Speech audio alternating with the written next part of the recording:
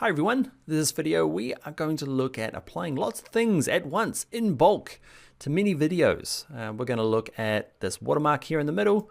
Okay, in the bottom right down here you can see we can do the same sort of watermark with text. We'll also apply LUTs or looks for maybe color grading all at once, or maybe color correction for specific maybe raw or log format you're using. We'll also look at bulk audio application. All right, let's jump in. All right, we're going to do this to a bulk of images because otherwise you could just use Premiere Pro and not Media Encoder.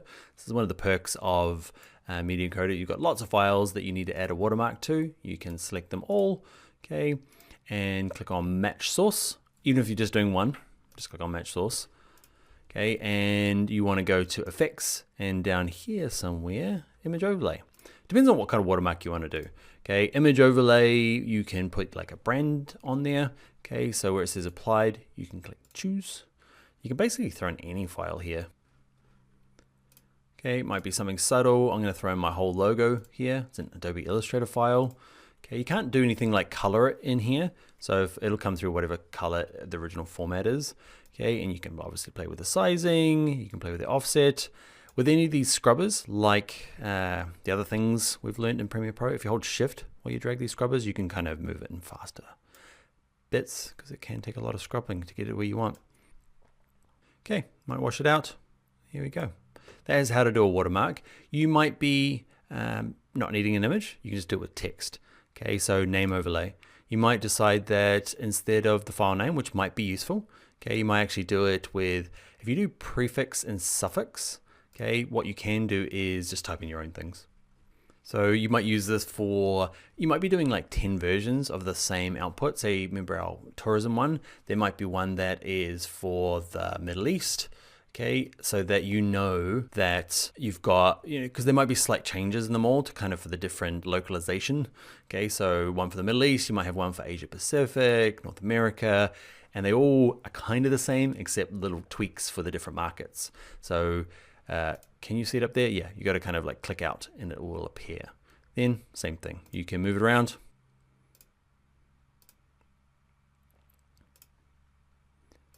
You know how to move it around.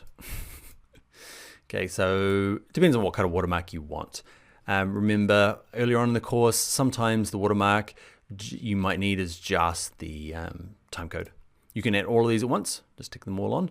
Okay, but you might just have the time code depending on what you need the watermark for. Holding shift will make it move fast. And because we had lots of them selected, okay, it will do them all in one go. You can create your own preset. Okay, move it down here and create your own watermarking preset. So it's an encoding preset and you can turn it on in here. So image overlay, find it, and it will always be in here for you to be able to drag on to these afterwards. Okay, the next bulk thing we're gonna do here in Media Encoder is add a look or a LUT. Okay, so I'm gonna select them all and let's say I'm gonna click on the word here, click OK, and under effects, it's this top one, Lumetri look or LUT.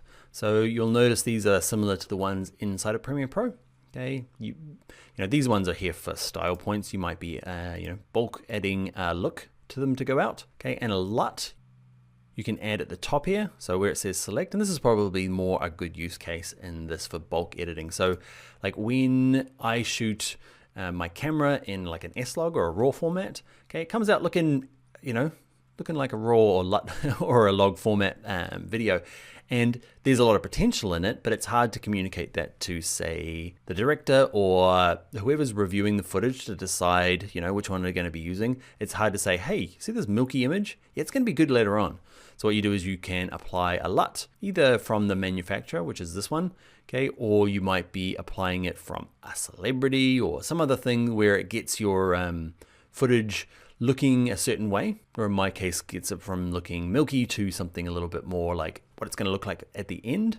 Okay, and I can bulk do this, send them a kind of a low res version for them to kind of sort through and say, yes, we're going to use this, we're going to use this, we're going to use this, and I know that I can go back to that S-Log3 format where I've got a bit more control over the color grading, but I don't want to color grade every one. I just want to bulk apply a LUT.